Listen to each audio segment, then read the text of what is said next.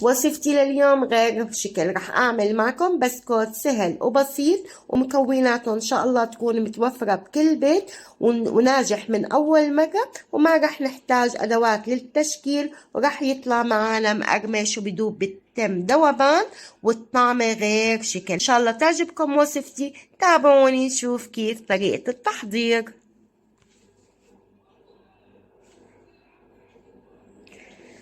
بالبداية بالخلاط رح أنزل كاسة سكر، كاسة زيت نباتي، وبيضة، ورح أنزل بفانيلا سائل أو إذا بتحبوا الظروف مثل ما أنتوا بتفضلوا، وخلطهم هيك صار عندي القوام.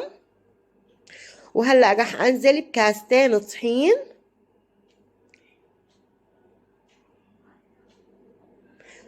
ورح أنزل بمعلقة كبيرة بيكنج باودر ومعلقتين نشا وذرة ملح.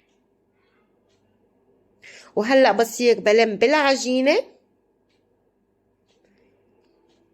وبعدين بعجنها تقريبا 7 دقايق. طلعوا ما شاء الله ما فيها تشققات وبتجنن وما رح تغلب بالشغل.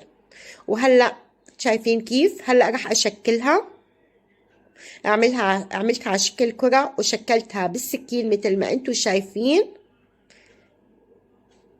وهيك عندي لخلصت الكمية، ورح أدخلها على فرن محمى قبل بوقت على 180 بالرف الوسط.